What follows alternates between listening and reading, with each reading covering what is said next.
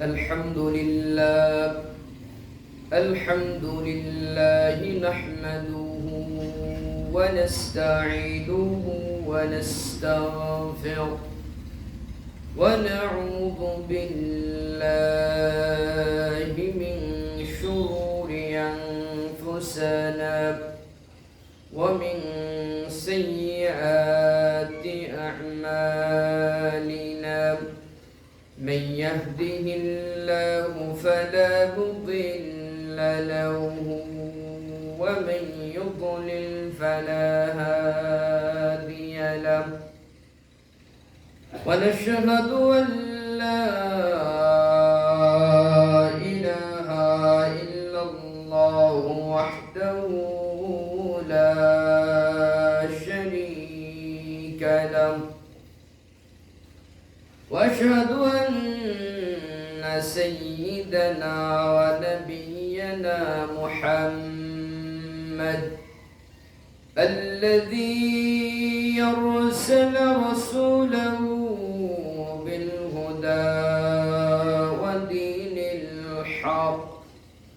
ودين الحق والنور والموعظة على فترة من الرسل وقلة من العلم وضلالة من الناس وانقطاع من الزمان وذنب من الساعة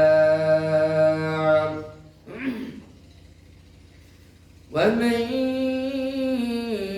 يطع الله ورسوله فقد فاز فوزا عظيما ومن يعصهما فقد غوى وفرط وضل ضلالا بعيدا أما بعد فأعوذ بالله من الشيطان الرجيم فمن الناس من يقول ربنا آتنا في الدنيا وما له في الآخرة من خلق ومنهم من يقول ربنا آتنا في الدنيا حسنة وفي الآخرة حسنة وقنا عذاب النار وقال سبحانه وتعالى في آيات أخرى فبعد أعوذ بالله من الشيطان الرجيم واصبر نفسك مع الذين يدعون ربهم بالغداة والعشي يريدون وجهه ولا تدع عينك عنهم تريدون زينة الحياة الدنيا ولا تطع من أغفلنا قلبه عن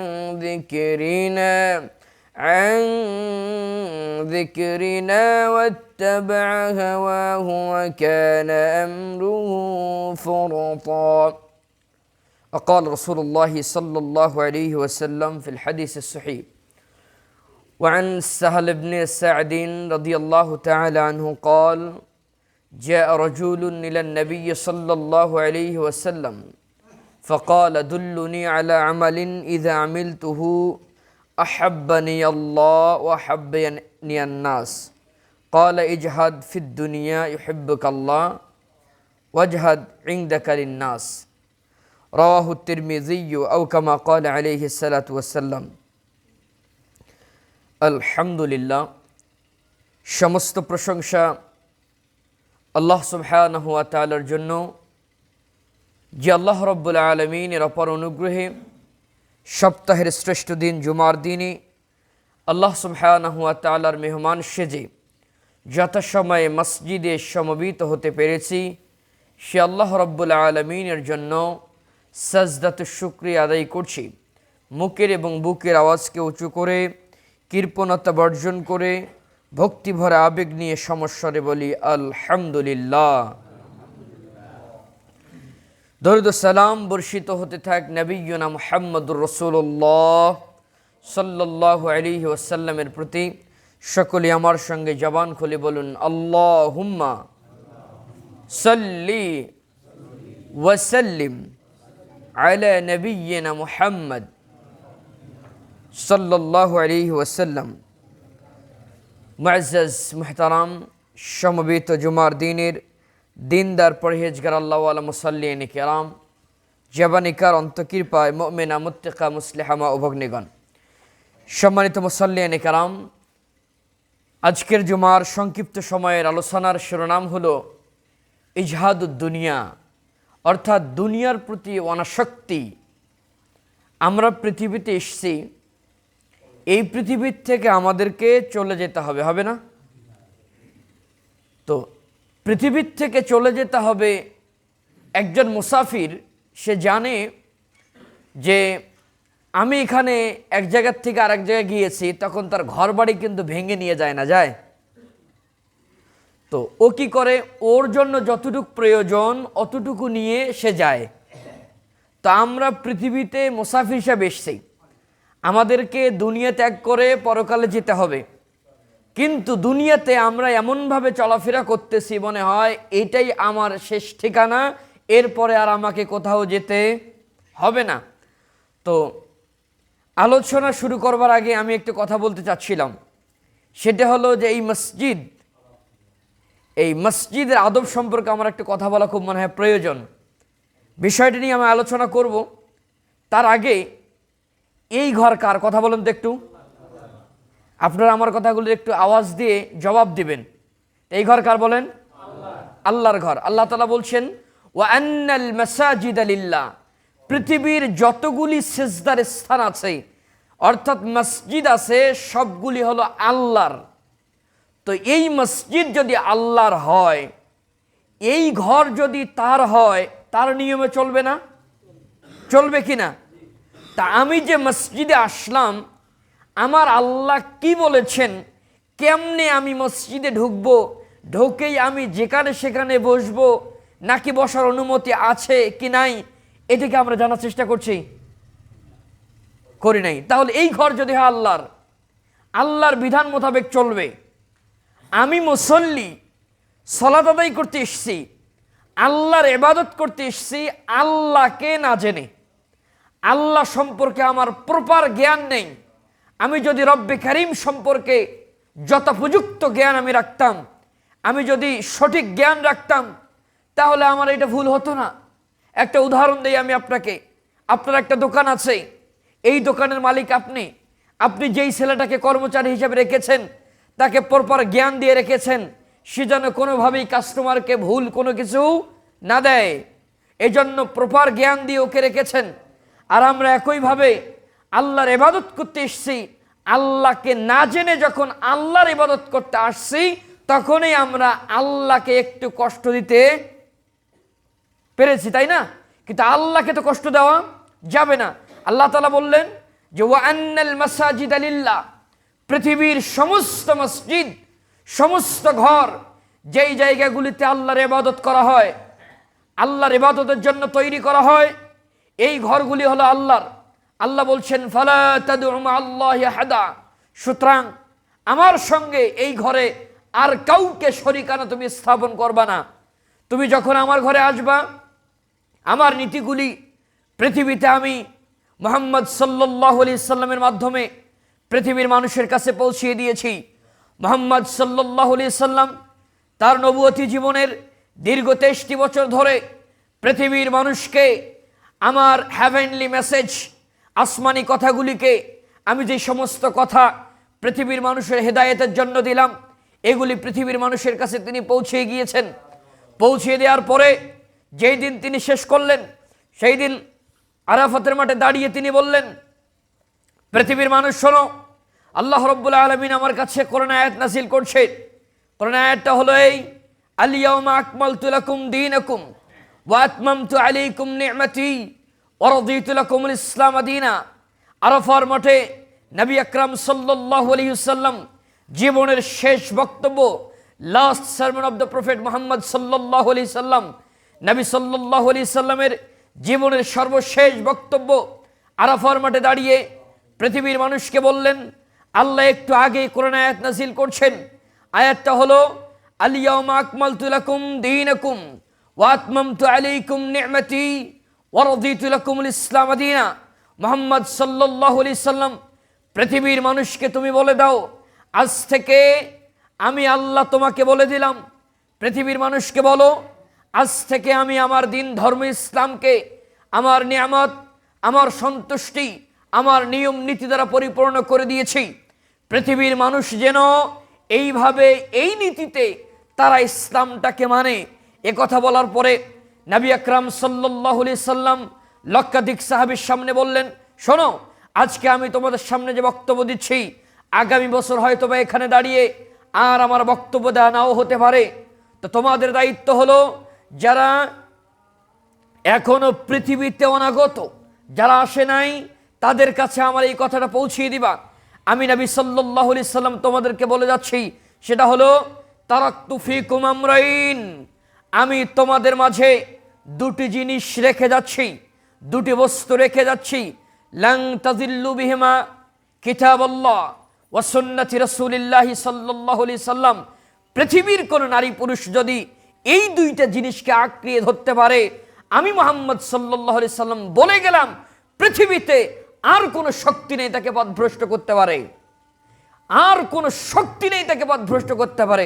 তার দুটির এক, কিতাব আল্লাহ, আল্লাহ রাব্বুল আলামিনের সেই কোরআন, যেই কোরআনকে আমার উপরে দীর্ঘ 23টি বছর ধরে ওয়াকফান বিওয়াকফান প্রেক্ষাপটের আলোকে পৃথিবীটা আমাকে দিয়েছে। পৃথিবীর অন্ধকার কেটে দেওয়ার জন্য, পৃথিবীর এই অন্ধকারাচ্ছন্ন পরিবেশকে সরিয়ে দিয়ে আলোর বেষ্টিত পৃথিবী যেই কিতাবের মাধ্যমে আল্লাহ দিয়েছেন, সেই কোরআনকে তোমরা জীবন ভর অনুসরণ করবা। জীবনের প্রত্যেকটা পদে পদে, ব্যক্তিগত জীবন, পারিবারিক জীবন, সামাজিক জীবন, রাষ্ট্রীয় জীবন, প্রত্যেকটি জীবনের অঙ্গনে, জীবনের প্রত্যেকটি অঙ্গনে এই কোরআনকে তোমরা অনুসরণ করবা। দুই, ওয়া সুন্নতি রাসূলিল্লাহি সাল্লাল্লাহু আলাইহি সাল্লাম, আমি মুহাম্মদ সাল্লাল্লাহু আলাইহি সাল্লাম দীর্ঘ 23টি বছর নবুয়তি জীবনে আমি আমার মুখ দিয়ে যেই কথাগুলি ডেলিভার্ড করেছি, আমি আমার মুখ দিয়ে যেই কথাগুলি উচ্চারণ করেছি, প্রত্যেকটি কথা তোমরা অনুসরণ করবে।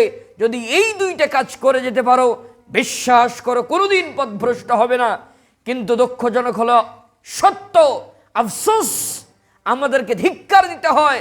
আমি মুসলিম, আমার নবী সাল্লাল্লাহু আলাইহি সাল্লাম কেমনে মসজিদে আসলেন, আমার নবী সাল্লাল্লাহু আলাইহি সাল্লাম কেমনে জুমাবারকে মূল্যায়ন করলেন, আমার নবী সাল্লাল্লাহু আলাইহি সাল্লাম কেমনে মসজিদকে আবাদ করলেন, আমার নবী সাল্লাল্লাহু আলাইহি সাল্লাম কেমনে মসজিদে এসে সালাত আদায় করলেন, আজও পর্যন্ত আমার জানার কোনো ইচ্ছা এবং আগ্রহ তৈরি হয় নাই।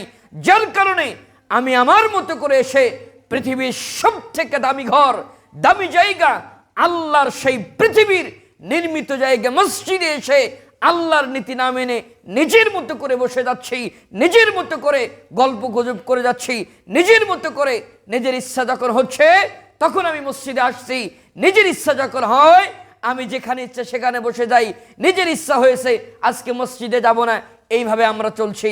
অথচ আমাদের উচিত, আমি নবী সাল্লাল্লাহু আলাইহি সাল্লামের ইতিহাস যদি জানতাম, আমি যদি নবী সাল্লাল্লাহু আলাইহি সাল্লামের সুন্নাহকে জানতাম, আমি যদি তাকে বুঝতাম, তাহলে মসজিদকে আমি আমার নিজের ঘরের মতো করে এটা আবাদ করতাম, মসজিদ থেকে বের হতাম না। আমার নবী সাল্লাল্লাহু আলাইহি সাল্লাম নীতি দিলেন কি, যখন তুমি মসজিদে আসবা, আল্লাহর ঘরে আল্লাহর পারমিশন নিয়েই তোমাকে মসজিদে আসতে হবে। আল্লাহর পারমিশন কি? তুমি যখন মসজিদে আসবা, প্রথমে প্রবেশ করার সময় ডান পা দিয়ে বলবা, আল্লাহুম্মা ফতাহলি আবওয়াব রাহমাতিক। আমরা একথা ভুলে যাই, নিজের মতো করে মসজিদে এসে প্রবেশ করে গিয়েছি। আল্লাহর ঘর, আল্লাহর অনুমতি নিয়ে আপনাকে প্রবেশ করতে হবে। আল্লাহ বললেন, মুহাম্মদ সাল্লাল্লাহু আলাইহি সাল্লাম পৃথিবীর মানুষকে বলো আমার অনুমোদন, আমার অনুমতি হলো মসজিদে যখন ঢুকবে তখন বলবে ডান পা আগে দিবে, দিয়ে বলবে আল্লাহুম্মা ইফতাহলি আবওয়াব রাহমাতিক, আল্লাহ তোমার নামে আল্লাহুম্মা ইফতাহলি আবওয়াব রাহমাতিক। এই দোয়াটা বলে, এই দোয়াটার অর্থ কি? এটা আমাদের কল্যাণে আল্লাহ তাআলা এটা সেট করেছেন। কিরকম? এটার অর্থ হলো আল্লাহুম্মা ইফতাহলি, হে আল্লাহ তুমি আমার জন্য খুলে দাও আবওয়াব রাহমাতিক, তোমার রহমতের দরজাগুলি আমার জন্য খুলে দাও। এটা আমার কল্যাণে না? আল্লাহর পারমিশনটা আমার কল্যাণে আল্লাহ বরাদ্দ করলেন। এসে আমি আবার কি করলাম? নিজের মতো করে বসে যাচ্ছি। আল্লাহ বলছেন ও আল্লাহর ঘরে আল্লাহর কাছ থেকে বসার পারমিশন নিতে হবে, হবে না? হবে কি না? আল্লাহর ঘরে আল্লাহর কাছ থেকে বসার পারমিশন নিতে হবে। আল্লাহ বলছেন মুহাম্মদ সাল্লাল্লাহু আলাইহি সাল্লাম, আমার কোনো বান্দা আমার ঘরে বসতে চাইলে তাকে তুমি একটা নিয়ম শেখাই দেবা, এই কাজটা করে সে যেন বসে। সেটা হলো যে ইযা দাখালা আহাদুকুমুল মসজিদা ফালইয়ারকা রাকআতাইন ক্বাবলা আন ইয়াজলিসা। পৃথিবীর কোন নারী পুরুষ যদি মসজিদে প্রবেশ করে, আল্লাহর অনুমতি হলো সে যেন বসার আগে 2 রাকাত সালাত আদায় করে। এখন আপনি বলেন আমরা কতজন এই সালাত আদায় করি? আমি আসছি, এসে আমার মতো করে বসে গেছি, পারমিশন আছে? তাহলে আল্লাহকে মানতে এসে আল্লাহকে অপমান করলাম, কারণ কি জানেন? ওই যে আল্লাহকে না জেনে মানতে আসছি। আমি তো আল্লাহকে জানি নাই।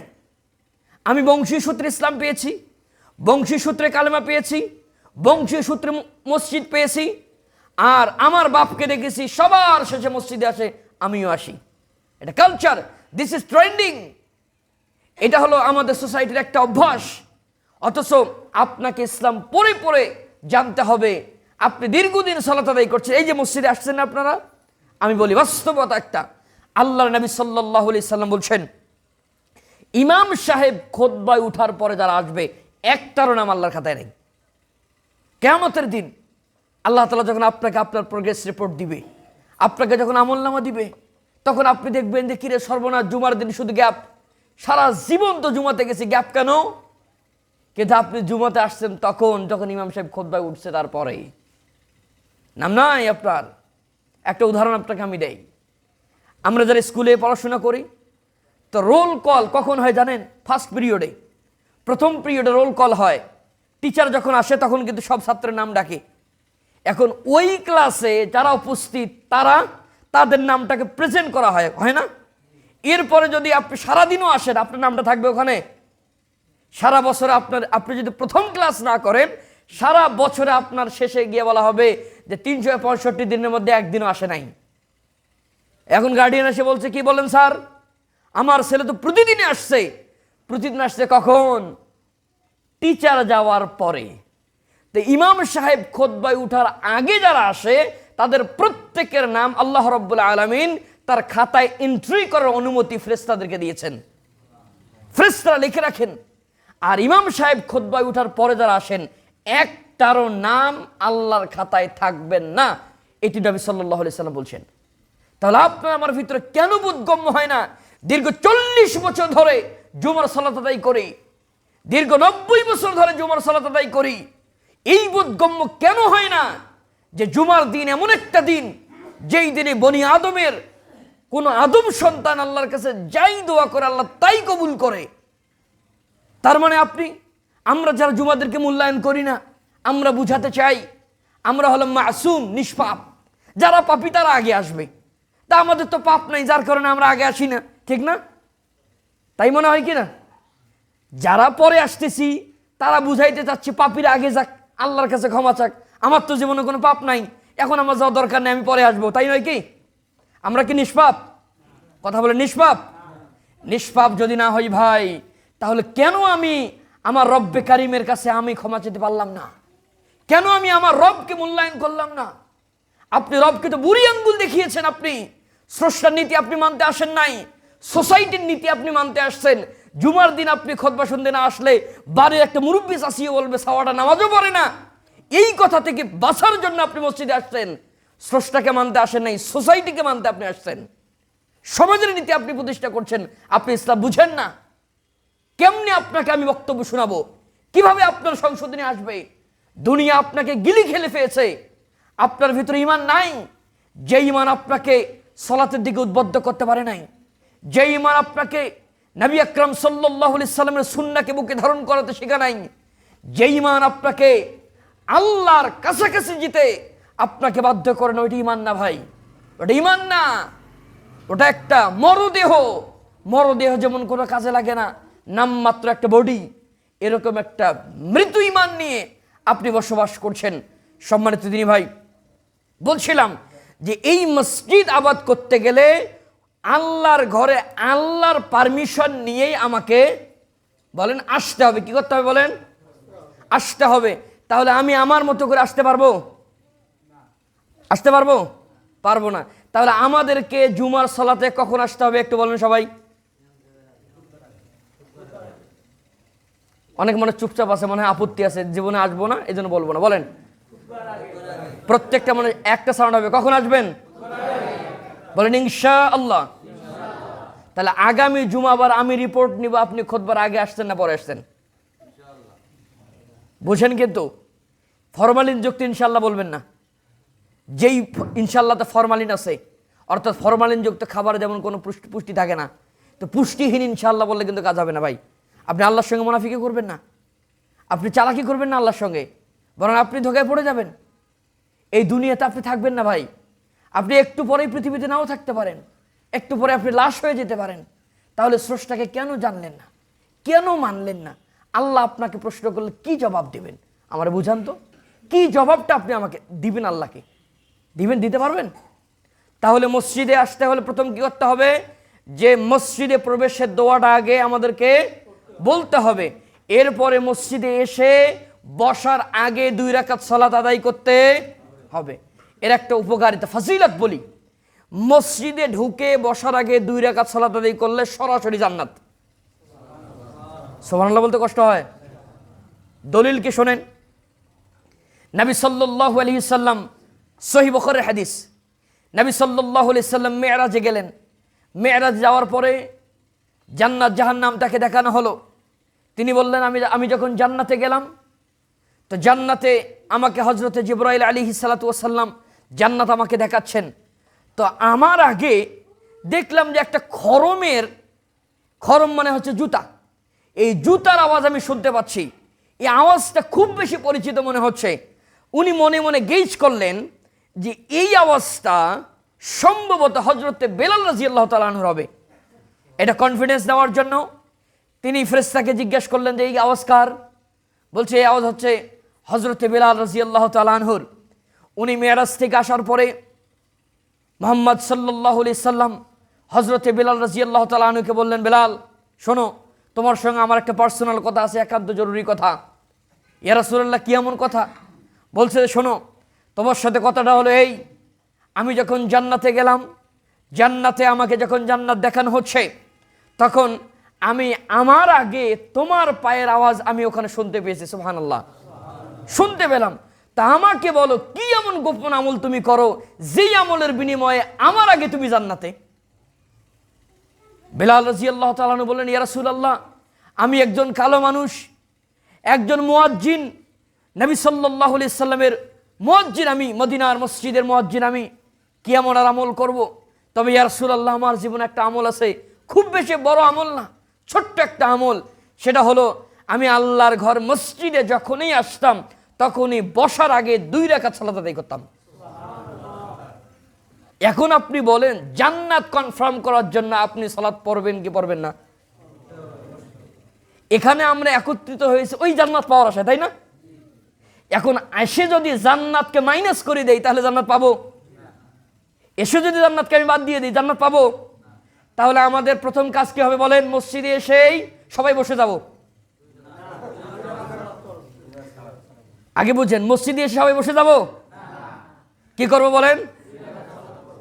বলেন মসজিদে এসে, আমার সঙ্গে বলেন, মসজিদে এসে বসার আগে 2 রাকাত সালাত আদায় করব ইনশাআল্লাহ।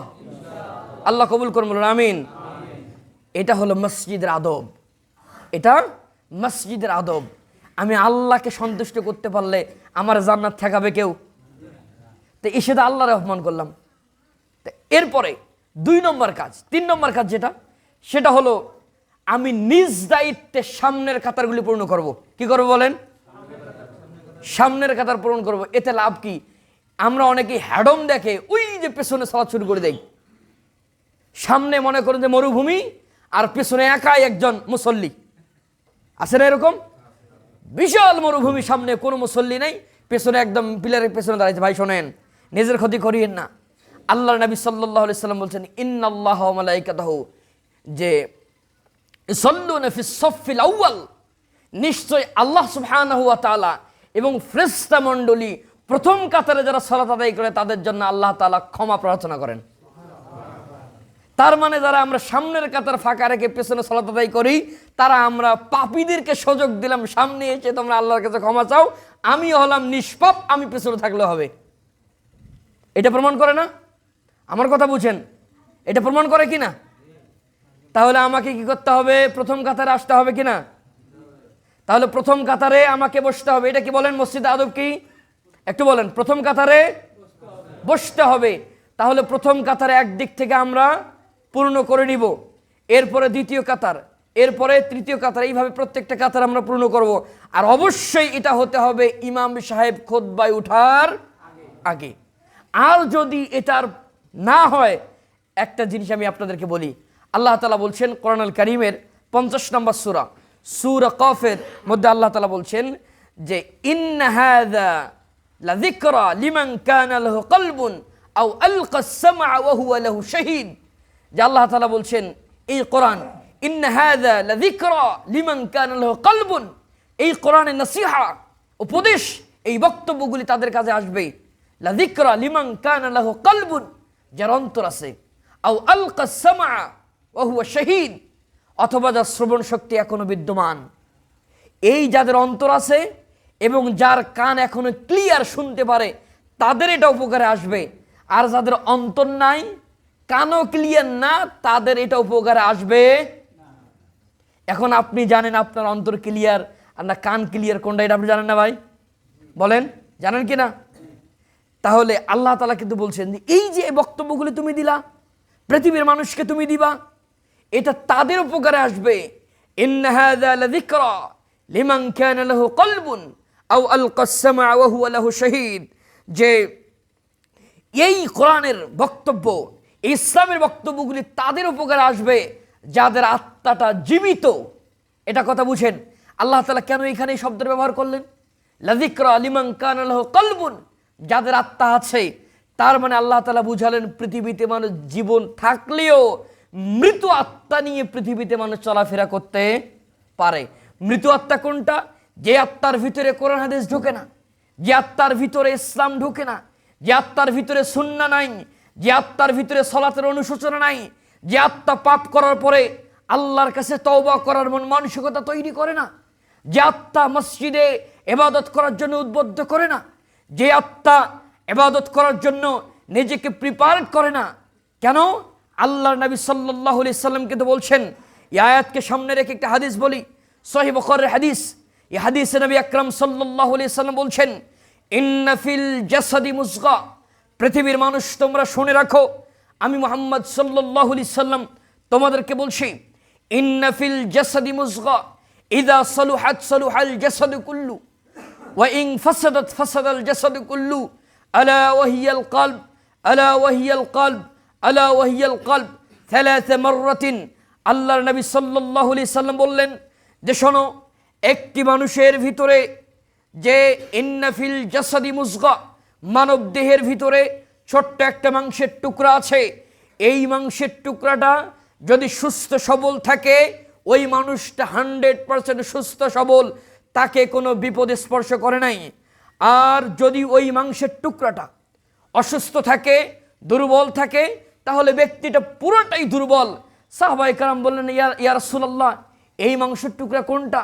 তখন আল্লাহর নবী সাল্লাল্লাহু আলাইহি ওয়াসাল্লাম ফাশারা ইলা সাদর, তিনি বুকের দিকে ইশারা করে বললেন, আলা ওয়া হিয়াল কলব আলা ওয়া হিয়াল কলব আলা ওয়া হিয়াল কলব।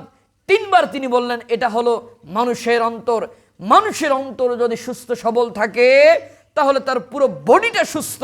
আর মানুষের অন্তর যদি অসুস্থ, পচে গলে নষ্ট হয়ে যায়, তাহলে পুরো বডি অসুস্থ, যদিও বা দেখতে ঝকঝকা চকচকা বাহির থেকে। এটি আল্লাহর নবী সাল্লাল্লাহু আলাইহি সাল্লাম বলছেন, কথা বাস্তব। আজকে মানুষের অন্তর মরে গিয়েছে, যার কারণে আমরা আল্লাহকে চিনি না।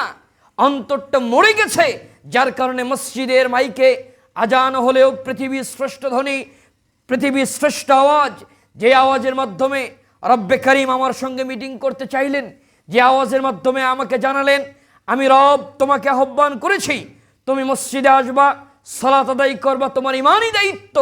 সালাতবিহীন তুমি তো মুমিনই না, তোমার ভিতরে ইমানই নাই। শত মসজিদ থেকে আজান আসে, কিন্তু মসজিদে মুসল্লি আসে না। কেন? ওই যে আপনার আত্মাটা মরে গেছে। আজান হলো, খেতে আছেন, কোনো সমস্যা নাই, ক্ষেতের কাজে স্টপ করে দিয়ে আল্লাহর পানে আপনাকে ছুটে আসতে হবে।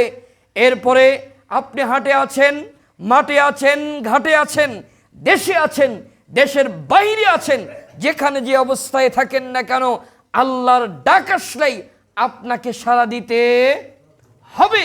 কিন্তু আফসোস, আমাদের আত্মা মরে যাওয়ার কারণে আজানের ধ্বনি শুনি, কিন্তু আল্লাহর ডাকে সাড়া দিতে পারি না। আত্মা মরে গেছে। আল্লাহ নবী সাল্লাল্লাহু আলাইহি ওয়াসাল্লাম বললেন, আত্মা যদি সুস্থ থাকে, পুরো দেহ সুস্থ।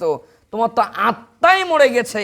আত্মাকে সারা সপ্তাহ মিলে একদিন একটু খাবার দিলেন, জুমাবার, শুক্রবারের সালাতে আপনি সেটা খাবার দিলেন। আপনাকে একটা উদাহরণ দেই, শোনেন। আপনার বডিকে আপনি 3 বেলা খাবার দেন, এরপরে মাছ মাংস দেন, পুষ্টি দেন, দুধ দেন, তারপরে ডাক্তার বলে আপনি দুর্বল, এরপরে আপনি অ্যান্টিবায়োটিক, ভিটামিন খান। এত কিছু খাওয়ার পরেও যদি আপনার বডি ঠিক না হয়, তো এই বডির ভিতরে একটা নাফস আছে, আত্মা আছে, তারও তো খাবারের প্রয়োজন আছে না ভাই? তার খাবার কি? আল্লাহর ইবাদত, সন্তুষ্টি, আল্লাহর দাসত্ব, গোলামি যত বেশি করবে, সে তত বেশি তাজা থাকবে।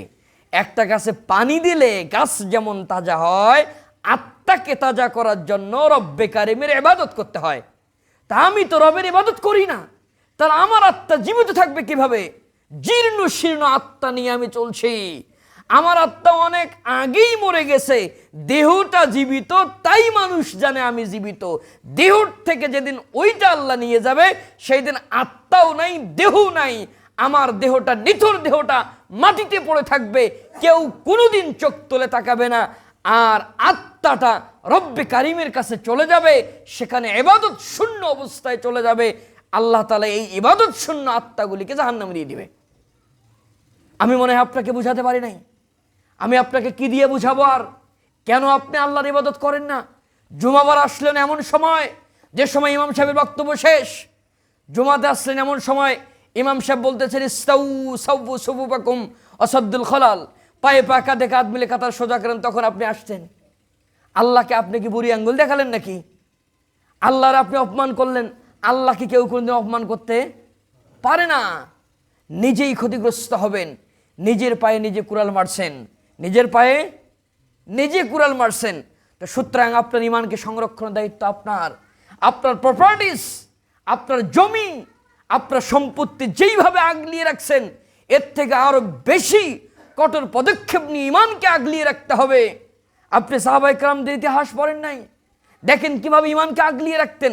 এই যে আমি আজকে বক্তব্য দেব, ইজহাদ ফিদ দুনিয়া, দুনিয়ার প্রতি অনাসক্তি।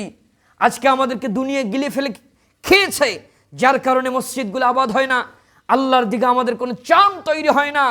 দুনিয়ার প্রতি অনাসক্তি সাহাবায়ে কেরামের দেখেন, দেখেন কিভাবে তারা দুনিয়াকে ত্যাগ করত। যখনই আয়াত নাজিল হয়, তখনই দুনিয়াকে তারা বর্জন করতে বিন্দু মাত্র সময় নেয় নাই। একটা আয়াত বলি শোনেন, কোরআনুল কারীমের 3 নম্বর সূরা, সূরা আলে ইমরানের খুব সম্ভবত 92 এবং 93 নম্বর আয়াতে কারিমা। এই আয়াত যখন নাজিল হলো, আয়াতটা হলো এরকম, লান তানালুল বিররা হাত্তা তুনফিকু মিম্মা তুহিব্বুন। রব্বে কারীম আয়াত নাজিল করলেন যে তোমাদের মধ্যে কোনো মানুষ ততক্ষণ পর্যন্ত আমার সন্তুষ্টি এবং সব জীবনে পাবে না, যতক্ষণ না পর্যন্ত সব থেকে দামি জিনিসটা আমি আল্লাহর জন্য ব্যয় না করছে। আমার কথাটা বুঝেন। আয়াত নাজিল হলো কোরআনুল কারীমের 3 নম্বর সূরা, সূরা আলে ইমরানের 92 এবং 93 নম্বর আয়াতে কারিমা। এই আয়াতে কারিমা কি? লান তানালুল বিররা হাত্তা তুনফিকু মিম্মা তুহিব্বুন। আল্লাহ তাআলা বললেন, তোমাদের মধ্যে কখনোই কোনো অবস্থায় কোনো মানুষ ইমানদার এবং সওয়াবময় আমি আল্লাহর কাছ থেকে পাবে না যতক্ষণ না পর্যন্ত তার কাছে সবথেকে প্রিয় জিনিসটা আমি আল্লাহর জন্য কোরবানি না করছে, মানে আল্লাহর জন্য না দিছে। এই আয়াত যখন নাজিল হলো, আল্লাহর নবী সাল্লাল্লাহু আলাইহি সাল্লাম মসজিদে নববীতে বসে আছেন, তার সঙ্গে বসে আছেন মদিনার সম্ভ্রান্ত ক্ষমতাধর সম্পদশালী সাহাবী আবু তালহা আল আনসারী রাদিয়াল্লাহু তাআলা আনহু। তিনি আল্লাহর নবী সাল্লাল্লাহু আলাইহি সাল্লামকে বললেন, ইয়া রাসূলুল্লাহ, আপনার সঙ্গে আমি একটু কথা বলতে চাই। বলো আবু তালহা, তুমি কি বলবা? বলছি, ইয়া রাসূলুল্লাহ, এই যে মসজিদ নববীতে আমরা বসে আছি, আপনি বসে আছেন, আর মসজিদে নববীর ঠিক গেট বরাবর সামনে যেই খেজুর বাগানটা দেখছেন, এই বাগানটার নাম হলো বাইরুহা। কি নাম বললাম?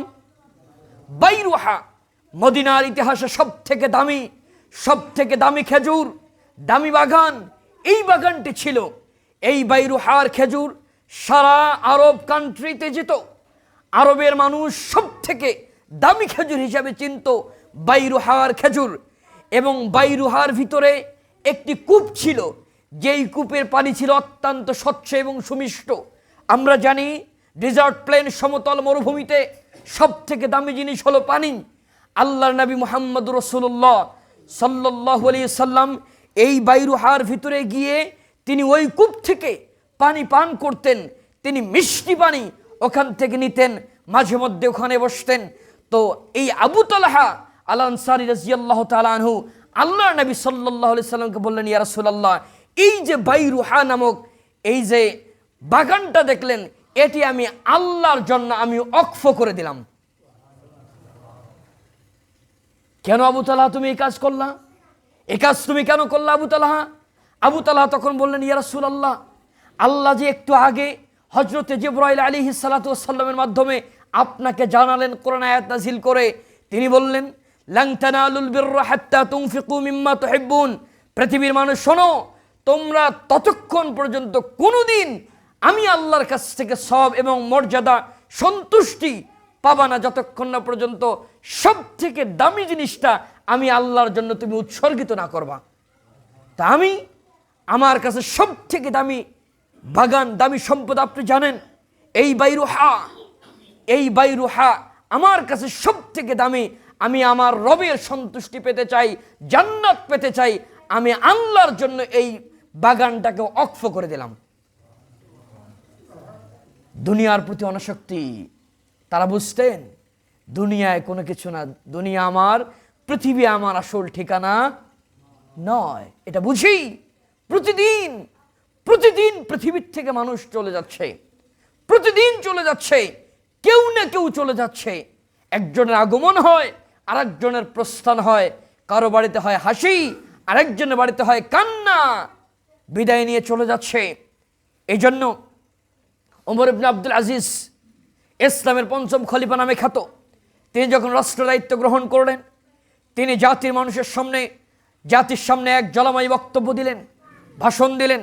ভাষণে বললেন, ইয়া আইয়ুহান নাস, পৃথিবীর মানুষ শোনো, ইত্তাকিল্লাহ হাইসুমা কুনতুম, পৃথিবীর তোমরা যেখানে যে অবস্থায় থাকো না কেন, সেই রবকে ভয় করবা, যেই রব তোমাদেরকে সৃষ্টি করেছেন, যেই রবের নীতি মেনে তোমাকে চলতে হবে, যেই রবের কাছে আবার ফিরে যেতে হবে, সেই রবের নীতি তুমি মানবে, তুমি জানবে, তুমি বুঝবে। এরপরে আরেকটি কথা শোনো, আমি রাষ্ট্রের দায়িত্ব গ্রহণ করলাম, তোমরা আমার ততদিন পর্যন্ত আনুগত্য করবা যতদিন পর্যন্ত আমি ওমর ইবনে আব্দুল আজিজ রাষ্ট্রের নীতিগুলি কোরআন এবং সুন্নাহ দ্বারা প্রতিষ্ঠিত রাখতে পারবো। কথা বলার পরে তিনি বললেন, আমিও মানুষ, আমিও পৃথিবীর থেকে চলে যাব, এমন একটা জায়গাতে আমাদের প্রত্যেকে রেখে আসা হবে, গায়রা মুওয়াহ্হিদিন ওয়ালা মুমাহ্হিদিন, যে তুশাইয়ুনা গাজিয়ান আও রাইহান। ওমর ইবনে আব্দুল আজিজ বললেন যে পৃথিবীর মানুষ প্রত্যেক দিন, কেউ সকালে মানুষকে বিদায় জানাচ্ছে, কেউ সন্ধ্যায় বিদায় জানাচ্ছে। তুশাইয়ুনা গাজিয়ান আও রাইহান, সকাল সন্ধ্যায় পৃথিবীর মানুষকে বিদায় জানাচ্ছে। এমন এক জায়গাতে রেখে আসা হচ্ছে, গায়রা মুওয়াহ্হিদিন ওয়ালা মুমাহ্হিদিন, যেখানে বিছানাও নাই, বালিশও নাই, নির্জন মরুভূমিতে আমাদেরকে রেখে আসা হচ্ছে। ওই বাঁশবাগানের নিচে ছোট্ট একটা জায়গাতে আমাকে ঘিরে মাটির নিচে আমাকে রেখে আসা হলো। ডানে মাটি, বামে মাটি, সামনে মাটি, পেছনে মাটি, উপরে ফাঁকা ছিল। এরপরে সব কিছু দিয়ে কলাপাতা দিয়ে ঢেকে দেওয়া হলো। এক বিন্দু পরিমাণ কোনো আলো যেন আমার ভিতরে না আসে, সব ধরনের প্রস্তুতি করে আমাকে সব দিক থেকে ঢেকে রেখে আসা হবে। সেই দিন রব্বে কারিমের সামনে পৃথিবীর প্রত্যেকটা মানুষকে দাঁড়াতে হবে। কবরের মাঠে প্রশ্ন হবে, হাসরের মাঠে প্রশ্ন হবে। সেই দিন যেন আমি আল্লাহকে গিয়ে আমার জবাবটা দিতে পারি, আল্লাহ দুনিয়া আমাকে টাচ করে নাই, দুনিয়ার সমস্ত পাওয়ার আমাকে দিলেও দুনিয়া আমাকে টাচ করতে পারে নাই। দুনিয়ার প্রতি অনাসক্তি আজকে আমরা ভুলে গিয়েছি। আপনাকে ইতিহাস আমি একটু স্মরণ করাই দেই। সাহাবায়ে কেরাম কিভাবে দুনিয়াকে তালাক দিয়েছিলেন, দুনিয়াকে বর্জন করেছে। আমরা আজকে বহু তালাক দেই। সাহাবায়ে কেরাম দুনিয়া তালাক দিয়েছিলেন, দুনিয়ার প্রতি কোনো মায়া মমতা রাখেন নাই। আল্লাহর নবী সাল্লাল্লাহু আলাইহি সাল্লাম, একবার শোনেন, অবাক লাগে হাদিসগুলো যখন পড়ছিলাম, হৃদয়ে এক অদৃশ্যের কান্না চলে আসে।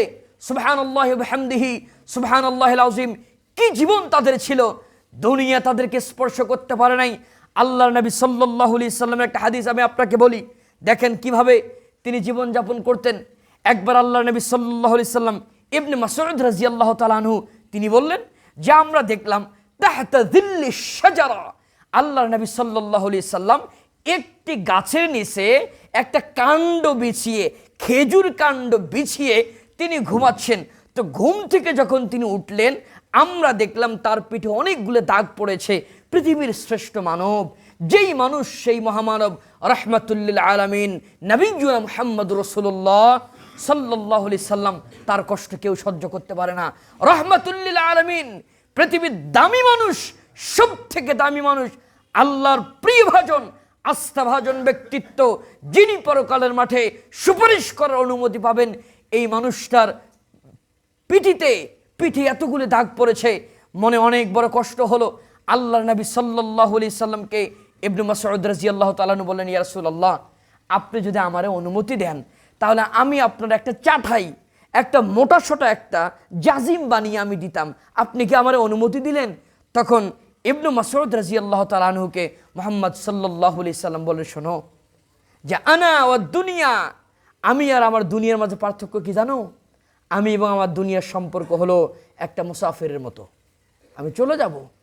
এই সুখ আমার জন্য না, এই আমার সুখের জায়গা হলো কোথায়? পরকালে। এই জন্য আল্লাহ তাআলা বলছেন, বাল তুসিরুনাল হায়াতাদ দুনিয়া ওয়াল আখিরাতু খায়রুন ওয়া আবকা, যে তোমরা দুনিয়াকে প্রাধান্য দিচ্ছ। বোকা, এই দুনিয়ার মরিচিকা, দুনিয়ার লোভ, দুনিয়ার লালসা, দুনিয়ার মায়া সব ছেড়ে তোমাকে যেতে হবে। ভুল করছো তুমি যেদিন মারা যাবা কেউ তোমার জন্য থেমে থাকবে না, তোমার পাথিও তোমাকেই তৈরি করতে হবে। যেদিন আপনি মারা যাবেন সেদিনও পৃথিবীতে সূর্য উঠবে, যেদিন আপনি মারা যাবেন সেদিনও পৃথিবীর মানুষ খাবে, যেদিন আপনি মারা যাবেন সেদিনও আপনার স্ত্রী সন্তান আপনাকে রেখে খাবে, না খেয়ে তারা মরবে না। আপনার জন্য কেউ না ভাই, আপনার জন্য একমাত্র আল্লাহ। আল্লাহকে সন্তুষ্ট করুন, আল্লাহর জন্য আপনাকে কাজ করতে হবে। এই বাস্তবতা সাহাবায়ে কেরাম বুঝতেন। একবার দেখেন, আল্লাহ নবী সাল্লাল্লাহু আলাইহি সাল্লাম পৃথিবীর শ্রেষ্ঠ মহামানব, দুনিয়াকে কিভাবে ত্যাগ করেছেন, দেখেন কিভাবে ত্যাগ করেছেন। যে সহিহ তিরমিজির হাদিস, আবু হুরায়রা রাদিয়াল্লাহু তাআলা আনহু তিনি বললেন, আল্লাহ নবী সাল্লাল্লাহু আলাইহি সাল্লাম একদিন এমন একটা সময়ে, ফি সাআতিন, এমন এক সময়ে বাসা থেকে বের হলেন যেই সময় নরমালি তিনি বের হন না। আর এটা এমন একটা সময় কেউ তার সঙ্গে দেখা করতে আসে না। তো তিনি যখন বাসা থেকে বের হলেন, বের হয়েই হযরত আবু বকর রাদিয়াল্লাহু তাআলা আনহু তার কাছে আসলেন। আল্লাহর নবী সাল্লাল্লাহু আলাইহি সাল্লাম বললেন, আবু বকর, তুমি কেন আসছো? কি ঘটনা তোমার? এই সময় তো তুমি আসো না। বলছি, ইয়া রাসূলুল্লাহ, এই সময় তো আপনিও বের হন না, আপনি বের হলেন কেন? আমি আপনার কাছে আসছি, আপনার সেই সুন্দর চাঁদ মাখা, সেই শান্তিপূর্ণ চেহারাটা আমি আপনাকে দেখার জন্য আসছি। তার একটু পরেই দুজনে কথা বলতে বলতেই হযরত ওমর রাদিয়াল্লাহু তাআলা আনহু, অর্ধ পৃথিবী শাসন করা সেই ওমর, হযরত ওমর, যেই ওমরের ক্ষমতায় মক্কার অলিতে গলিতে প্রকম্পিত হতো, যেই ওমর ইসলামে আসার পরে ইসলাম ওপেনে শুরু হয়েছে, সেই ওমর রাদিয়াল্লাহু তাআলা আনহু আসলেন। এসে আল্লাহ নবী সাল্লাল্লাহু আলাইহি ওয়াসাল্লামকে বললেন, ইয়া রাসূলুল্লাহ, আপনি বের হয়েছেন। বলছে, ওমর তুমি এই সময় বের হয়েছো কেন? কি কারণে তুমি বের হয়েছো? তখন বলছি, ইয়া রাসূলুল্লাহ, যে আমি ক্ষুধার তাড়নায় আর থাকতে পারি না, আমার ঘরে কোনো খাবার নাই। বুঝেন, আবু বকর রাদিয়াল্লাহু তাআলা আনহু তিনি একজন বড় ব্যবসায়ী ছিলেন, উনিও ক্ষুধার তাড়নায় বের হয়েছে। আল্লাহর নবী সাল্লাল্লাহু আলাইহি সাল্লাম পৃথিবীর শ্রেষ্ঠ মহামানব, যার কোনো কিছুর অভাব নাই, ওনার পেটে ক্ষুধা। বলছি, ইয়া রাসূলুল্লাহ, আপনি বের হলেন। ওমর রাদিয়াল্লাহু তাআলা আনহু একটু স্পষ্ট ভাষায় কথা বলতেন। আল্লাহ নবী সাল্লাল্লাহু আলাইহি সাল্লামকে বললেন, ইয়া রাসূলুল্লাহ, আপনি বের হয়েছেন কেন? বলতে, তুমি যেই কারণে বের হয়েছো আমি ওই কারণে বের হয়েছি। চিন্তা করেন, দুনিয়া। আল্লাহ নবীকে চাইলে তার খাবার অভাব থাকতো, আবু বকরের চাইলে খাবার অভাব থাকতো, ওমরের চাইলে খাবার অভাব থাকতো। তিনজনে চলে গেলেন একজন সাহাবীর বাসায়, যেই সাহাবীর বাগান আছে, যেই সাহাবীর অনেকগুলি সম্পদ আছে, ছাগল আছে, গরু আছে, বকরি আছে। গিয়ে দেখলেন সেই সাহাবী বাসায় নাই। তার স্ত্রীকে বললেন, তোমার সাথী কোথায়? বলছে, ইয়া রাসূলুল্লাহ, আমাদের সাথী অর্থাৎ আমার হাজবেন্ড, আমার স্বামী আমাদের জন্য মিষ্টি পানি নিতে গেছে। তো মিষ্টি পানি যখন নিতে গেছে, এসে দেখলেন যে আল্লাহর নবী মুহাম্মদুর রাসূলুল্লাহ সাল্লাল্লাহু আলাইহি সাল্লাম তিনি তার বাড়িতে উপস্থিত, তার মেহমান। অবাক হয়ে গেছে, আল্লাহর নবী পৃথিবীর শ্রেষ্ঠ মানুষ, মহামানব, রাহমাতুল লিল আলামিন, তিনি আমার মেহমান। আবু বকর মেহমান, ওমর মেহমান, তিনজন গ্রেটেস্ট পিপল, বড় বড় তিনজন মানুষ আমার আজকে মেহমান। আল্লাহর নবীকে বললেন, ইয়া রাসূলুল্লাহ, আপনি আসেন, আমার খেজুর বাগানের ভিতরে আসেন। আসার পরে তাকে খেজুর বাগানের ভিতরে একটা ছাউনি বিছিয়ে দেওয়া হলো। আল্লাহ নবী সাল্লাল্লাহু আলাইহি ওয়াসাল্লাম বসলেন, আবু বকর বসলেন, ওমর বসলেন। বসার পরে তিনি কাঁচা খেজুর, পাকা খেজুর সব নিয়ে আসলেন। তো আল্লাহ নবী সাল্লাল্লাহু আলাইহি ওয়াসাল্লাম তাকে বললেন যে, সাহাবী, তুমি তো চাইলে শুধু পাকা খেজুর নিয়ে আসতে পারতে। বলছি, ইয়া রাসূলুল্লাহ, আপনি যে কোনটা খান, আপনার যেটা মন চায় আপনি খান, আপনার যেটা মন চায় আপনি খান। তো এরপর আল্লাহ নবী সাল্লাল্লাহু আলাইহি ওয়াসাল্লাম এটা খেলেন। খাওয়ার পরে মিষ্টি পানি পান করলেন। বললেন যে আল্লাহর কাছে প্রত্যেকটি নিয়ামতের হিসাব মানুষকে দিতে হবে, হিসাব দিতে হবে। আজকে তুমি আমার কাঁচাটা খাওয়ালা, পাকাটা খাওয়ালা, পৃথিবীর অসংখ্য মানুষকে আল্লাহ তাআলা অনেক নিয়ামত দিয়েছে, আল্লাহর নিয়ামত ভোগ করে। আল্লাহ বলছেন, ওয়াইন তাউদ্দু নি'মাতাল্লাহি লা তুহসুহা, ওই যে ওয়াইদা সাআলতুম রাব্বুকুম, তুমি তোমার রবের কাছে যা চাবা আল্লাহ তাই দিয়ে দিবেন। দেওয়ার পর আল্লাহ বলছেন, আচ্ছা বলো দেখি, ওয়াইন তাউদ্দু নি'মাতাল্লাহি লা তুহসুহা, আমি আল্লাহ তোমারে কত নিয়ামত দিয়েছি। আল্লাহ তাআলা বলছে, আমি যত নিয়ামত তোমার দিলাম একটাও তুমি গণনা করে শেষ করতে পারবে না। আমরা কত বড় অকৃতজ্ঞ আমরা, যে আমরা রবের নিয়ামত প্রতিদিন সূর্যের আলো ভোগ করি, আসমানের বৃষ্টি ভোগ করি, তার দেয়া জমিনে আমি শস্য আবাদ করে খাই, তার দেয়া বডি, তার দেয়া চোখ, তার দেয়া হাত, তার দেয়া ব্রেন, সব কিছুকে আমি ব্যবহার করছি, কিন্তু রব্বে কারিমের জন্য নিজেকে উৎসর্গিত করতে পারি নাই। আমি কি করলাম? আল্লাহকে কি জবাব দিবেন? এই হাত যে কথা বলবে, এই চোখ যে কথা বলবে। আল্লাহ বলছেন, শোনো, তুমি পৃথিবীকে ভোগ করিও না, শুধু পৃথিবী ভোগ করিও না, আমাকে জেনে বুঝে আসিও, আমাকে মেনে চলিও। আমি তো সব দিয়েছি, পৃথিবীর আর কেউ তো তোমাকে দেয় নাই। দিয়েছে কি? কেউ তো দেয় নাই। তোমার হাত আমি দিয়েছি, তোমার পা আমি দিয়েছি, তোমার যেই চোখ, এই চোখ দিয়ে সারা পৃথিবী তুমি দেখো। চোখের মূল্য কি একজন অন্ধরে তুমি জিজ্ঞাসা করিও? হাতের মূল্য কি একজন হাত যার নাই তাকে জিজ্ঞাসা করিও? পায়ের মূল্য কি যার পা নাই তাকে তুমি জিজ্ঞাসা করিও? সুস্থতার মূল্য কি অসুস্থ ব্যক্তির তুমি জিজ্ঞাসা করিও? আফসোস থাকে, আমরা কত বড় অকৃতজ্ঞ, কত বড় জাহেল, কত বড় অজ্ঞ হলে রব্বে কারিমের নেয়ামত ভোগ করে সে রবের আবার অস্বীকার করি, তার দাসত্ব করি না, তার দিকে আমাদের অগ্রগামী কোনো ভূমিকা নেই, আমরা তার দাসত্ব করতে পারি না। যদি বলা হয় সাহাবায়ে কেরাম দুনিয়াকে তালাক দিয়েছেন আল্লাহর সন্তুষ্টির জন্য, যদি আপনাকে বলা হয় এই মসজিদ আল্লাহর জন্য, এখানে আপনি যা দান করবেন পরকালের মাটিতে পাবেন, এখানে একজন মানুষও পাওয়া যাবে না যে এখানে 10 শতক জায়গা এখানে দিয়ে দিবে। দুনিয়া আপনাকে গিলে খেলে ফেলেছে, অথচ দুনিয়ার থেকে আপনি একটু পরেই চলে যেতে পারেন। এই জমির মালিক আপনি না, এটার মালিক আপনি না। আপনি যা দান করবেন আল্লাহর কাছে পাঠাবেন, সেইটার মালিক আপনি। সাহাবায়ে কেরাম জীবনে সব ত্যাগ করেছেন। এই যে হযরত ওসমান রাদিয়াল্লাহু তাআলা আনহু একটা কূপ। তারা জানতেন দুনিয়াতে পরকালের ইনকাম করে আমাকে যেতে হবে। আর আমরা বড় বোকা জাতি, নিজে ইনকাম করে সন্তান জন্য রেখে যাই, এরা আমার মৃত্যুর উপরে মারামারি করে কবরে শাস্তি ভোগ করি আমি। বুঝতে পারছেন? এই হলো পরিস্থিতি। নিজের ভালো পাগলও বুঝে, তা আমি কত বড় পাগল নিজেরটাও বুঝি না। নিজের ভালো পাগলও বুঝে, তা আমি কত বড় পাগল যে নিজেরটাও বুঝি না। মনে হয় যে পুরো ব্রেনে আউট করে দিছে আল্লাহ আমার, অথচ আমি নাকি শিক্ষিত, আমি নাকি অনেক বড় জ্ঞানী। নো, যেই জ্ঞান, যেই বিদ্যা, যেই এলম আপনাকে রব্বে কারিমের কাছাকাছি নিয়ে যাবে না, যেই বিদ্যা, যেই এলম আপনাকে আল্লাহর পরিচয় দিবে না, ওই এলম নয়, ওই জ্ঞান নয়। ওই জ্ঞান দিয়ে দুনিয়াতে কয়দিন টিকবেন? 30 বছর। 60 বছরে 30 বছর বাবা মায়ের কোলে চলে গেল পড়াশোনা করতে, বাকি 30 বছর বাঁচার জন্য চুরি, মামলা, হামলা, সব জমি ডাকাতি করে শেষ করলেন, মরে গেলেন, শাস্তি ভোগ করবে পরিবারের লোক? নো, নিজেকে করতে হবে। সাহাবায়ে কেরাম বুঝতেন দুনিয়ার প্রতি কোনো লোভ লালসা দেখে লাভ নাই। আপনি ইতিহাস জানেন না, ইতিহাস বলি শোনেন, কোরআন এবং হাদিস থেকে কথা বললে অনেকগুলি বলতে হয়। ইতিহাস বলি, মুসআব ইবনে উমাইর রাদিয়াল্লাহু তাআলা আনহু একজন সাহাবী, নাম শুনেছেন? মদিনার সম্ভ্রান্ত সাহাবী। মদিনার ইতিহাসে অত সুন্দর সুদর্শন পুরুষ মদিনার ইতিহাসে তখন ছিল না। মদিনার এক সম্ভ্রান্ত পরিবারের আলালের ঘরের দুলাল, যেমন চেহারা তেমন সুন্দর সুন্দর অত দামি পোশাক মদিনার ইতিহাসে কেউ তখন পরে নাই। মুসআব ইবনে উমাইর রাদিয়াল্লাহু তাআলা আনহু কিভাবে দুনিয়াকে ত্যাগ করেছেন তার বাস্তবতা একটু আমি আপনাকে বুঝাই। তিনি ওই সময়ে যেই আতর এবং সেন্ট ব্যবহার করতেন, মদিনার ইতিহাসে কেউ এরকম আতর ব্যবহার করতে পারত না। মুসআব ইবনে উমাইর শুনলেন যে মক্কার এবং মদিনার কাফের মুশরিকরা মুসআব ইবনে উমাইরকে অনেক মূল্যায়ন করত। বড় বড় সভা সমিতিতে মুসআব ইবনে উমাইর রাদিয়াল্লাহু তাআলা আনহুকে ডাকতেন। কিন্তু একদিন ওই বৈঠকের ভিতরে শুনলেন মদিনাতে একজন নবীর আগমন হয়েছে, সে নাকি শেষ নবী, নিজেকে আল্লাহর পয়গম্বর দাবি করে, আল্লাহর কথা নাকি বলে।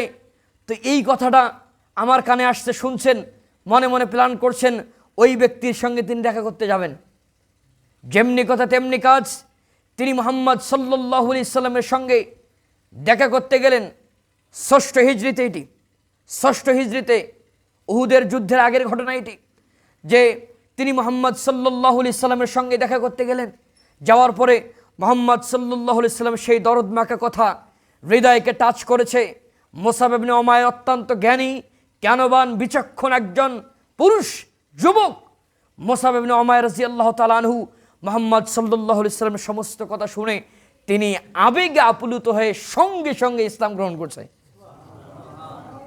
ইসলাম গ্রহণ করার পরে আল্লাহর নবী সাল্লাল্লাহু আলাইহি সাল্লামকে বললেন, ইয়া রাসূলুল্লাহ, আমার মা যা কঠোর, যদি আমার মা, আমার সমাজ, আমার পরিবার জানতে পারে আমি ইসলাম গ্রহণ করছি, তাহলে আমাকে আর আস্ত রাখবে না, আপনি আমার বিষয়টাকে গোপন রাখবেন। আল্লাহর নবী সাল্লাল্লাহু আলাইহি সাল্লাম তার বিষয়টা গোপন রাখলেন। তিনি বাসাতে চলে গেলেন। কাফেরদের বড় বড় বৈঠক হয়, মুসআবকে চিঠি দিয়ে ডাকা হয়, মুসআব আর আসে না। ঘটনা কি? আবু জেহেল, আবু লাহাব, উতবা সাহেবা জিজ্ঞাসা করে, মুসআবের কি হলো? মুসআব আসে না কেন? মুসআব কি ব্যাপার? মুসআবকে ধর্মান্তরিত হলো নাকি? মুসআব কি মুহাম্মাদের কথায় আবার ধর্ম চেঞ্জ করলো নাকি?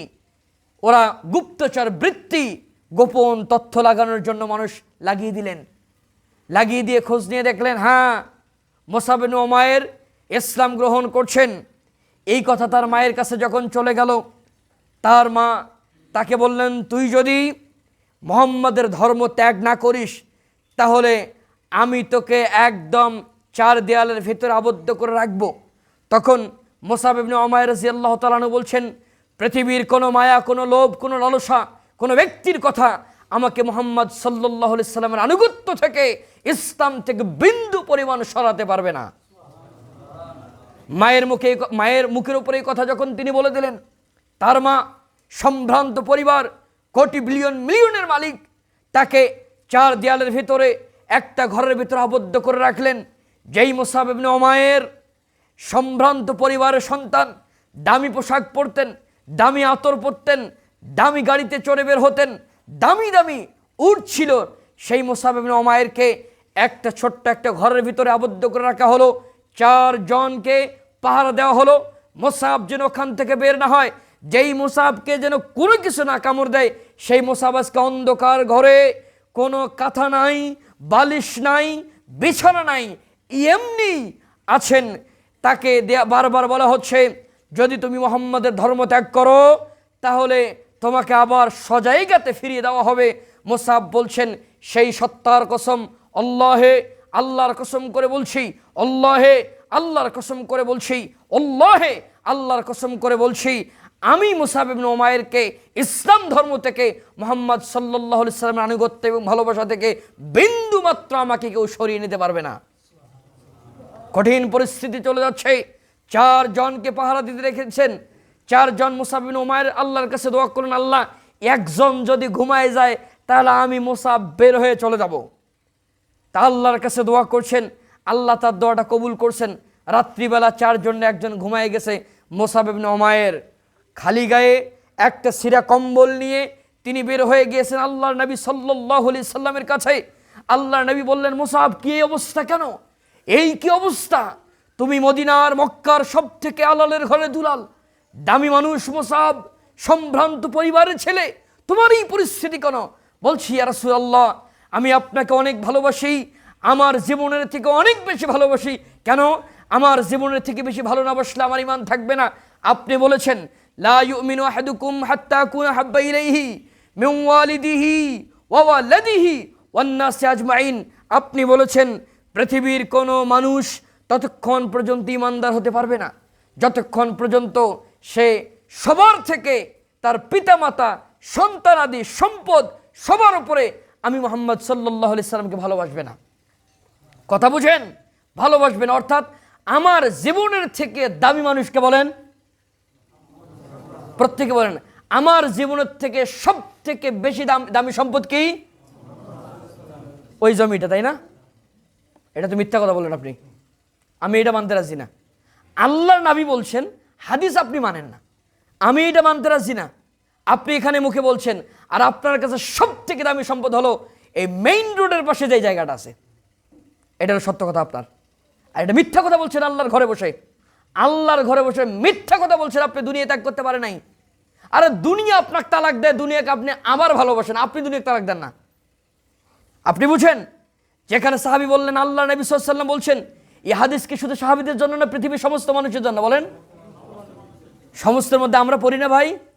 আমরা মনে হয় অন্য গ্রহের মানুষ, তাই না? যদি না হয় তাহলে আমার থেকে আমি মুহাম্মদ সাল্লাল্লাহু আলাইহি সাল্লামকে কেন ভালোবাসতে পারি নাই? আমার ঈমান কোথায়? আল্লাহর নবী যে বললেন যে তোমাদের মধ্যে কেউ ঈমানদার হতে পারবে না যতক্ষণ না পর্যন্ত আমি মুহাম্মদ সাল্লাল্লাহু আলাইহি সাল্লামকে স্ত্রী, সন্তান, সম্পদ আদি সব কিছুর থেকে সবার উপরে ভালোবাসার ব্যক্তিটা কে হবেন? মুহাম্মদুর রাসূলুল্লাহ সাল্লাল্লাহু আলাইহি ওয়াসাল্লাম। মুসআব বললেন, ইয়া রাসূলুল্লাহ, পৃথিবীর কোনো কিছুই আপনার ভালোবাসা থেকে আমাকে দূরে রাখতে পারবে না। আমাকে কঠিন পাশার নির্যাতন করা হয়েছে, আমার নিজের জন্মদাতা মা আমাকে অনেক কষ্ট দিয়েছে, তারপরেও আমি আপনাকে ত্যাগ করে নেই। একখানা সিরা কম্বল নিয়ে ইসলামের জন্য, আল্লাহর জন্য, আপনার ভালোবাসার জন্য আমি বের হয়ে আসছি। উহুদের যুদ্ধের আগে আগে এই ঘটনা। আল্লাহ নবী সাল্লাল্লাহু আলাইহি সাল্লাম সাহাবা ইকরামকে নিয়ে উহুদের যুদ্ধের পরিকল্পনা করছেন। মুসআব ইবনে উমাইর যুবক ছেলে বললেন, ইয়া রাসূলুল্লাহ, আমিও উহুদের যুদ্ধে যেতে চাই। আল্লাহ নবী বললেন, মুসআব তুমি যাইও না, পরে যাও। বলছি, ইয়া রাসূলুল্লাহ, না, আমি যুদ্ধে যেতে চাই। তাকে যুদ্ধে দেওয়া হলো। অনেক রিকোয়েস্ট করলেন, দুনিয়াকে কিভাবে বর্জন করে এটা বোঝানোর জন্য আমি বললাম যে মুসআব ইবনে উমাইর উহুদের যুদ্ধে অংশগ্রহণ করলেন। উহুদের যুদ্ধে যে কয়জন সাহাবী শাহাদাত বরণ করলেন তার একজন হলেন হযরতে মুসআব ইবনে উমাইর রাদিয়াল্লাহু তাআলা আনহু। তাগড়া যুবক, টকবকে রক্ত, জীবনের সমস্ত তাজা রক্তটুকু ঢেলে দিয়েছেন কার জন্য? আমি কি করলাম? আমিও তো যুবক, আমি কি করলাম আল্লাহর জন্য? আমি কি কোরবান দিলাম? আমি কি করলাম আল্লাহর জন্য? এই প্রশ্নের জবাব আপনি কেমনে দিবেন? মসজিদ নির্মাণ হলো, আপনার কোনো সহযোগিতা নাই। মাদ্রাসা নির্মাণ হবে, আপনার কোনো সহযোগিতা নেই, কি করবেন আপনি আল্লাহর জন্য করলেন? শুধুমাত্র কাটায় কাটায় বিঘায় বিঘায় জমি কেনাটা আপনার জন্য সফলতা নয়। সফলতা হলো আল্লাহর জন্য যা ব্যয় করবেন তাই সফলতা। মুসআব ইবনে উমাইর পৃথিবীর মায়াকে বুড়ি আঙ্গুল দেখিয়ে আল্লাহর সন্তুষ্টির জন্য আল্লাহর নবীর কাছে ইসলাম গ্রহণ করলেন। যৌবন বয়সে তাজা রক্ত ঢেলে দিলেন। যেই যৌবনে আপনি দাড়ি রাখতে ভয় পান, যেই যৌবনে আপনি সালাত আদায় করতে মসজিদে আসেন না, যেই যৌবনে আপনার প্যান্ট নষ্ট হয়, যেই যৌবনে আপনি দাঁড়িয়ে পেশাব করেন, যেই যৌবনে আপনি মেয়ে নিয়ে আড্ডাবাজি করেন, সেই যৌবনে নিজের জীবনের সবটুকুকে আল্লাহর জন্য বিসর্জন দিয়েছেন। মুসআব ইবনে উমাইর রাদিয়াল্লাহু তাআলা আনহু তিনি উহুদের যুদ্ধে শাহাদাত বরণ করলেন।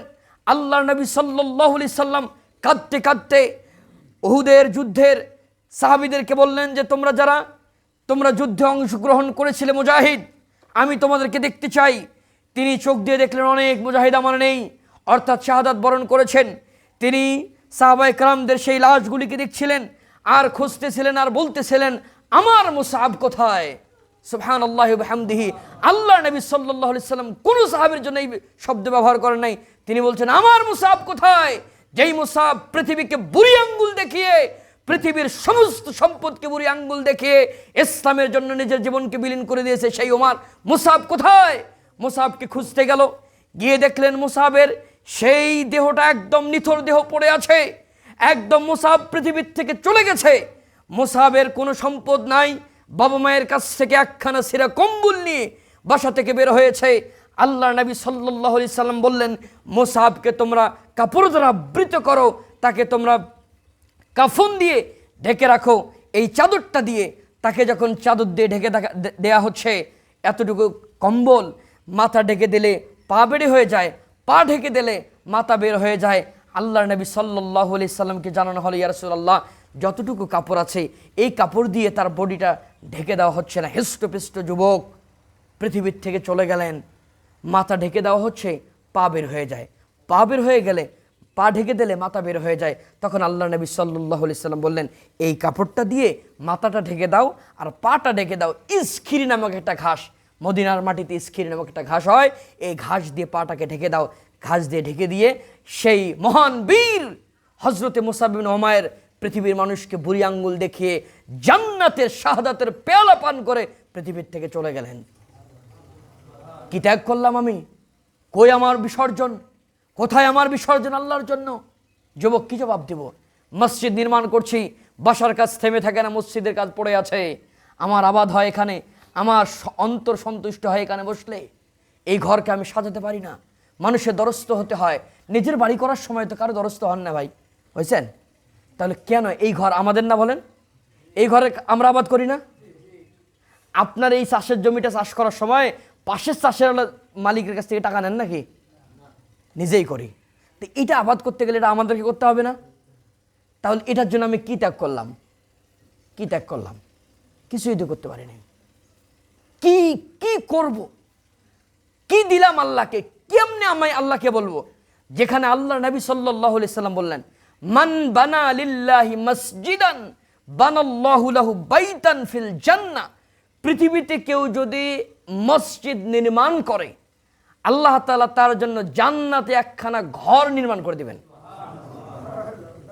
এখন আপনি আমাকে বলেন কে কে মসজিদ নির্মাণ করতে রাজি নন? একটু হাত তুলে দেখান। আপনি রাজি নন? রাজি আছেন? এটা মুখে না বুকে? আগে বলেন, মুখে না বুকে? বুকে হলে সম্পদ ছিঁড়ে দিতে হবে কিন্তু, আর মুখে হলে এটা মুনাফিকি। মুখে হলে এটা কি? মুনাফিকি।